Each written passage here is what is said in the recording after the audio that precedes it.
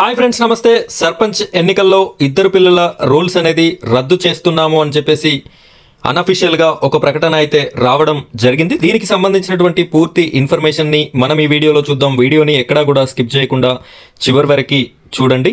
మొదటిసారిగా మన ఛానల్ని చూస్తున్న ప్రతి ఒక్కరూ ఈ వీడియోని లైక్ చేయండి. అదేవిధంగా మన ఛానల్ని సబ్స్క్రైబ్ చేసుకోండి. సబ్స్క్రైబ్ పక్కన ఉన్నటువంటి బెల్ ఐకాన్ పైన ట్యాప్ చేసి ఆల్ అని సెలెక్ట్ చేసుకోండి. ఇలా చేసుకోవడం వల్ల నేను పెట్టేటటువంటి ప్రతి ఇన్ఫర్మేటివ్ వీడియోస్ మీ వరకు రీచ్ అవ్వడం జరుగుతుంది. కాబట్టి ప్రతి ఒక్కరు కూడా సబ్స్క్రైబ్ చేసుకొని సపోర్ట్ చేస్తారని మనస్ఫూర్తిగా కోరుకుంటున్నాను.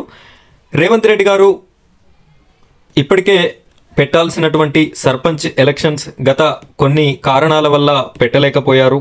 అయితే జనవరి నెలలో సంక్రాంతి పండుగ తర్వాత ఈ యొక్క సర్పంచ్ ఎన్నికలని పెట్టేటటువంటి అవకాశం ఉంది అని మనకు తెలుస్తున్నటువంటి సమాచారం.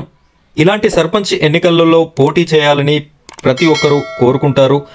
విలేజ్లో బలముండి బలగముండి పరపతుండి గెలిచేటటువంటి అన్ని అర్హతలు ఉన్నప్పటికీ కూడా కొంతమందికి పిల్లలు ఎక్కువ మంది ఉన్నారు అనే కారణంతో సర్పంచ్ ఎలక్షన్లో పోటీ చేసేటటువంటి అవకాశాన్ని కోల్పోతూ ఉంటారు.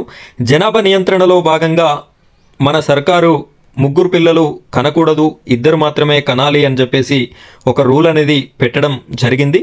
ఈజీగా రూల్ పెడితే పాటించారు కాబట్టి గత కొన్ని సంవత్సరాలుగా సర్పంచ్ ఎలక్షన్స్కి ముగ్గురు పిల్లలు ఉన్నట్టయితే అర్హులు కాదు, వారు నామినేషన్ వేయడానికి అర్హత లేదు అని చెప్పేసి ఈ కండిషన్ అయితే ఉంది. అయితే ఇది కేవలం సర్పంచ్ ఎలక్షన్స్ వరకే ఉండి మిగతా ఎమ్మెల్యే, ఎంపీ ఇలాంటి వాటిల్లో లేకపోవడం వల్ల ఇప్పుడు గెలిచినటువంటి ముఖ్యమంత్రి రేవంత్ రెడ్డి గారు చేసినటువంటి ఆలోచన ఏంటి అంటే ఈ యొక్క రూల్ని ఎత్తేసి ముగ్గురు పిల్లలున్నా కూడా పోటీ చేసుకోవచ్చు అనేటటువంటి ఇన్ఫర్మేషన్ని అమలు చేసేటటువంటి ఆస్కారం కనిపిస్తుంది. దీనికి సంబంధించి ఒక జీవోని విడుదల చేసి ఎంతమంది పిల్లలున్నా కూడా సర్పంచ్ ఎలక్షన్స్లో పాల్గొనేటటువంటి అవకాశాన్ని ఇవ్వడం జరుగుతుంది అని చెప్పేసి మనకున్నటువంటి సమాచారం. కాబట్టి ఇకపైన ఇన్ని రోజులుగా ఎవరైతే సర్పంచ్ కావాలి అని కలలు కని ఈ ముగ్గురు పిల్లలు ఉన్నారు అనే నిబంధనతో ఆగిపోయినటువంటి వారందరికీ కూడా ఇదొక శుభ పరిణామం. మీ వంతు మీ యొక్క గ్రామాన్ని అభివృద్ధి చేసుకునేటటువంటి సువర్ణ అవకాశం మీ ముందట ఉంది. మీరెవరైతే గ్రామానికి సేవ చేయాలి అని ఆలోచన కలిగి ఉన్నటువంటి వారు, ఎవరైతే సర్పంచ్గా పోటీ చేసి గెలవాలి అని ఆలోచించేటటువంటి ప్రతి ఒక్కరు కూడా మీరు మీ సర్పంచ్ ఎలక్షన్స్లో పాల్గొనండి, గెలవండి. గెలిచి మీ గ్రామానికి మీరు సహకరించండి, మీ గ్రామాన్ని మీరు డెవలప్మెంట్ చేసే దిశలో అడుగులు వేస్తారని మన ఛానల్ తరపున కూడా మిమ్మల్ని కోరుకోవడం జరుగుతుంది.